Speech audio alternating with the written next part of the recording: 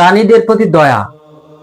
পতিতলার এক খারাপ মহিলা রাস্তা দিয়ে হাঁটছিল, দেখে এক কুকুর পানির পিপাসায় কাতরাচ্ছে। তখন আশেপাশে পানি নেই, দূরে একটা কুয়া থেকে মোজাই করে কিছু পানি নিয়ে এসে কুকুরকে দিল। কুকুর বেঁচে গেল। আল্লাহ রাব্বুল আলামিন এই কাজের বিনিময়ে তাকে জান্নাতি বলে ঘোষণা করলেন, এ জান্নাতি। দেখেছেন, প্রাণীদের প্রতি দয়া করলে আল্লাহ সুবহানাহু ওয়া তাআলা ভালোবাসেন। আরেকটা গল্প বলি।